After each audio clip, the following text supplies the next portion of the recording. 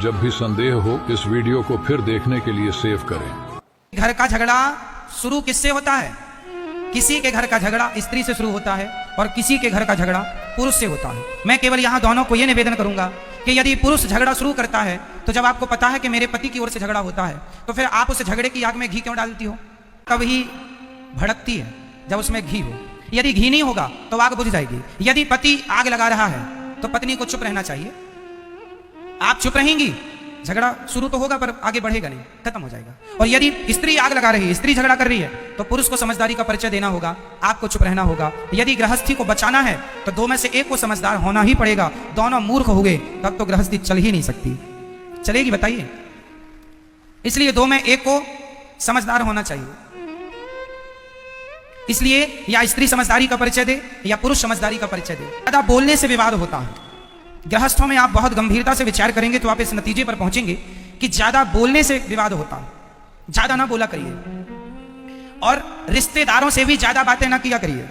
और एक चीज और बताऊं, पति और पत्नी दोनों को अपने घर का भेद कितना भी खासम खास हो, कोई हो तुम्हारा अपना ही क्यों ना हो, घर के भेद कभी किसी से नहीं कहने चाहिए। घर की बातें, आजकल स्त्रियां पति पत्नी में जरा सा विवाद हुआ जाके पड़ोसन से कह आती हो, तुम तो कल पति पत्नी मिलके एक हो जाओगी, पर पड़ोसन को तो तुम्हारी औकात पता चल ही गई ना।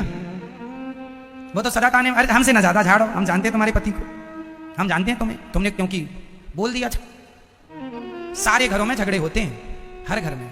इसका अर्थ ये नहीं कि तुम अपनी बातें जाके पड़ोसन से कह लोगी, रिश्तों में कह लोगी, किसी से ना कहा करो। अपनी घर की बातें घर के आप लोग अपनी समझदारी से अपने रिश्तों को ठीक करिए। और तलाक देना और लेना ये किसी भी समस्या का समाधान नहीं। तलाक लेके क्या करोगे? माँ बाप के घर बैठोगी, बेटियों से मेरा सवाल है, तलाक लेके कहां जाओगी? अपनी मम्मी के घर बैठोगी कब तक? मम्मी जब तक जिंदा है तब तक तुम्हारा सम्मान है। माँ मर जाएगी फिर तुम्हारी भौजाई तुम्हें सम्मान करेगी? सम्मान भी देखो, एक दिन जाओ 2 दिन जाओ तो सम्मान होता है, घर पे ही पड़े रहो किसी के तो सम्मान नहीं होता। बोलो हाँ या ना? साल में एक बार के लिए घर में भाभी आ जाए, भौजाई आ जाए, ननंद आ जाए तो भाभी भी सम्मान, आओ दीदी आओ दीदी आओ बहन। और 2-4 महीने के लिए बोल दे जाऊंगी नहीं तो टेंशन हो जाती, यहीं खाएगी। अब मैया बाद में लड़ लेना अपनी भौजाई से। अभी सुन लो, केवल कुल मिला के बात यह है, मैं सारी यहां बेटियों से बात करना चाहता हूं, बहुओं से। कई बार बहुएं अपनी मां के कहने से अपने पति को छोड़ देती हैं। मां ने कहा तेरी ससुराल अच्छी नहीं है, पति लड़ता रहता, आजा हम जिंदा हैं, हम तेरा पेट भरेंगे। ये मम्मियों को पता नहीं कब अक्ल आएगी।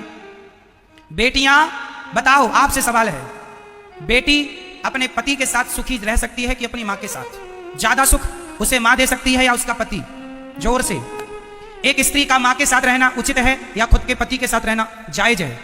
हर स्त्री की भलाई पति के साथ रहने में है, ना कि मां के साथ रहने में। तुम पति को छोड़ के मां के साथ, तुम्हें ज्यादा अपनी मां की गर्मी है ना कि मेरी मां, मेरे मायके में तो सब कुछ है, हम कोई भीख थोड़ी मांगते थे, हम तो 56 भोग खाते थे।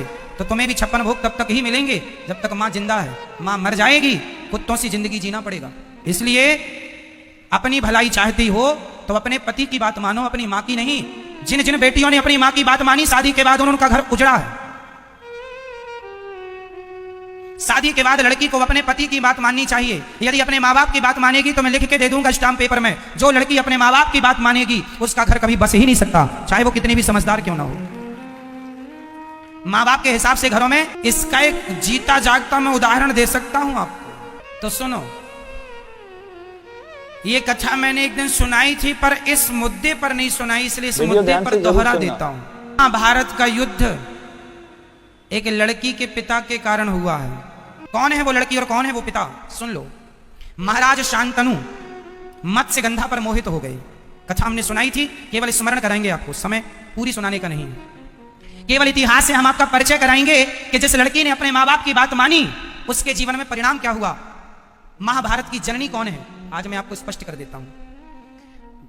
भीष्म पितामह गंगा पुत्र हो चुके थे। शांतनु का एक बेटा था, 14 साल की उम्र थी। भीष्म पितामह की उम्र कितनी थी?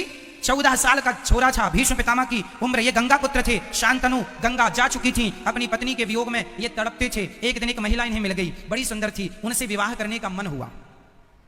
उसका नाम था सत्यवती, मत्स्य गंधा भी कहते हैं, योजन गंधा भी कहते हैं, कई योजन तक उनके शरीर से खुशबू निकलती है, इसलिए योजन गंधा भी कहते हैं। ठीक है, मछली की गंध आती थी इसलिए मत्स्य गंधा भी कहते हैं। सत्यवती नाम है। सत्यवती एक केवट की बेटी थी, कथा हमने उस दिन विस्तार से सुनाई थी। तो केवट मतलब लड़की का बाप। चलो, अब लड़की का बाप चला हस्तिनापुर। हस्तिनापुर में महाराज शांतनु राजा थे। शांतनु तो अंदर थे, भेंट हो गई भीष्म पितामह से। उस समय भीष्म पितामह की उम्र कितनी थी?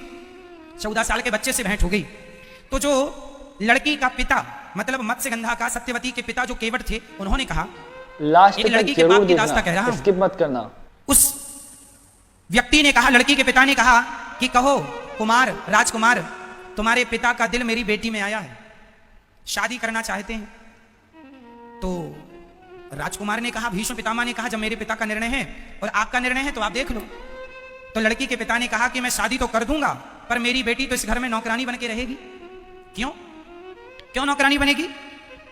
भीष्म पितामह ने पूछा। तो लड़की के पिता ने कहा, आप तो राजा के पहले बेटे हो, राजा तो आप ही बनोगे, और हमारी बेटी का जो बेटा होगा उसकी तो कोई पूछ नहीं होगी।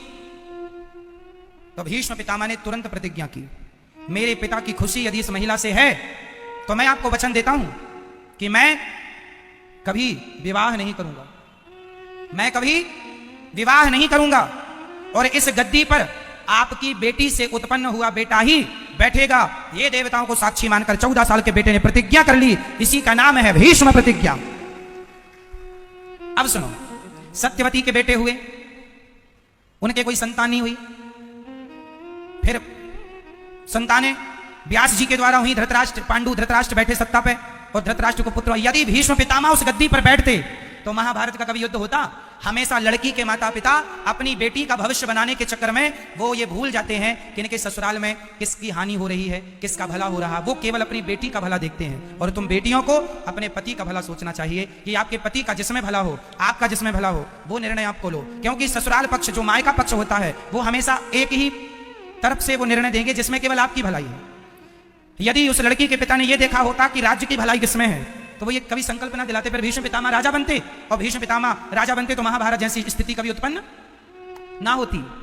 केवल यही बात समझाना है आपको कि शादी के बाद मेरी बहनों, मेरी बेटियों, हाथ जोड़ के कहता हूं, हाँ, यदि ससुराल में यहाँ पर कोई अत्याचार हो रहा है तो आपके माँ बाप का बोलना जायज है, उचित है, पर बात बात में उंगली करना जायज नहीं है। छोटी छोटी बातों में भी माँ बाप उंगली करें, इससे रिश्ते टूट जाएंगे, खत्म हो जाएंगे। 100 में से 95 रिश्ते माँ की गलती से, लड़की की माँ की गलती से टूटते। इसलिए अपने पति, यदि तुम्हारा पति गलत रास्ते पर